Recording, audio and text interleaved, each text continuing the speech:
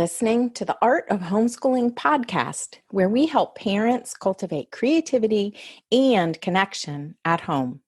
I'm your host, Jean Miller, and here on this podcast, you'll find stories and inspiration to bring you the confidence you need to make homeschooling work for your family. Let's begin.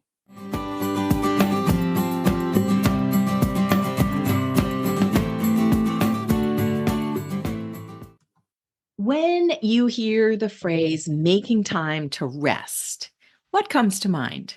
Are you thinking, no way, I've got no time for that? Or perhaps, who are you kidding? Rest is not on the calendar this month.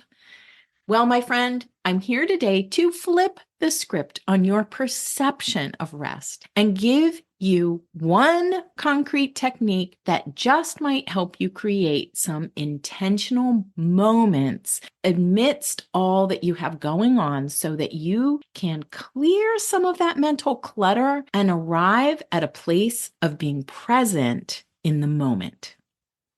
Hello, it's Jean here, and welcome to this short and sweet episode of the Art of Homeschooling podcast, all about making time to rest.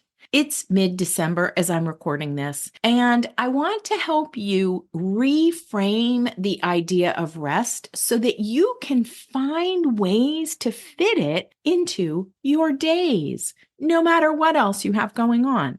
I want to help you find little pockets of time for rest, rather than thinking of rest as a project with a capital P.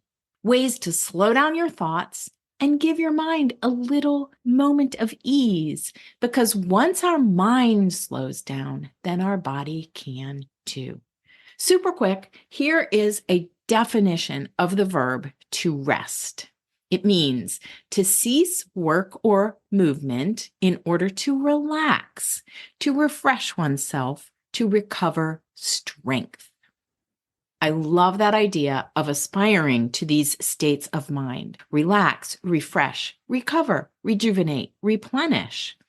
After all, those are things we crave when we get super busy or feel stressed, while at the same time thinking they're impossible, right? We want to feel inwardly quiet and composed no matter what. I have a refrigerator magnet that I got when my kiddos were little, still on my refrigerator to this day, and it reads, peace. It does not mean to be in a place with no noise or chaos, but to be in the midst of the chaos and still be calm in your heart. And that's what I want for you, my friend, to be calm in your heart no matter what's going on around you, to be able to relax your mind, feel your body, and open your heart. But how do we do that? I've found that I need some sort of specific, concrete technique that I can do privately, inwardly, that can really help when I'm feeling a moment of stress. So today, I want to offer you a technique that you can use this holiday season. You can even try it today while listening to this podcast. One that you can teach to your kiddos and even do with them. It's called the 5-4-3-2-1 exercise. It's a grounding technique that can help you manage anxiety and stress. The way it works is we use the 5 senses to focus on the present moment and calm our swirling thoughts. You name things that you can see, touch, hear, smell, and taste. Here's how to do it. We start with 5. Name 5 things you can see. 4. Focus on 4 things you can feel. 3. Name 3 things you can hear. 2. Notice 2 things you can smell. And 1. Focus on 1 thing you can taste. So if I were going to do this right now, right this minute, here's what that would sound like. So I'm going to name 5 things I can see.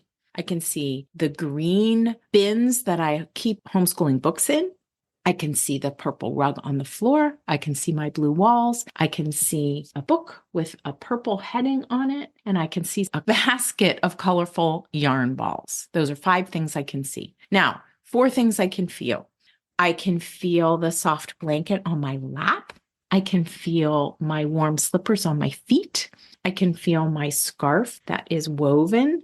I can feel the wooden desk that I'm sitting at. That's 4 things I can feel. 3 things I can hear. I can hear the whoosh of air coming from the heater. I can hear the wind outside. And I can hear this tick, tick, ticking sound of this, what would you call it, humidifier in the other room.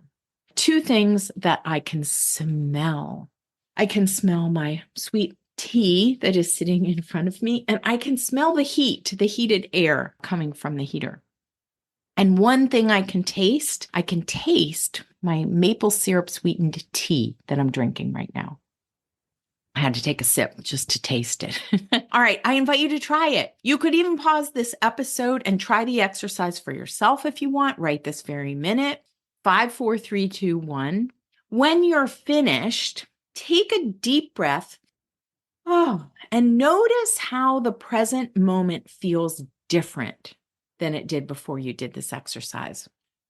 In my experience, before doing the exercise, I usually have all sorts of swirling thoughts racing around in my mind, usually about something that's already happened in the past. I can't change it, right? Or something off in the future that hasn't even happened yet.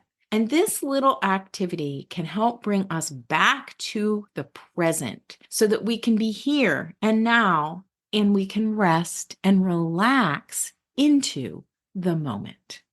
I've found that this 5, 4, 3, 2, 1 exercise can help with reducing anxiety, improving mindfulness, regulating emotions even, helping us have more of an experience of equanimity, relieving stress, and even improving concentration. So there you have it, a simple technique for making time to rest this holiday season or whenever you have a busy season. Making time to rest does not have to be a big project. That's the main message I want you to get today. We just need to be intentional about practicing rest as a state of mind so that we can appreciate all the moments with our loved ones, the good, the bad, and the ugly. I'm down for all of it. How about you? Happy holidays to you and your family. The podcast will be on winter break for the next couple of weeks, so I will see you back here in the new year, sending love and hugs from my house to yours. That's all for today, my friend. But here's what I want you to remember. Rather than perfection, let's focus on connection. Thanks so much for listening, and I'll see you on the next episode of the Art of Homeschooling podcast.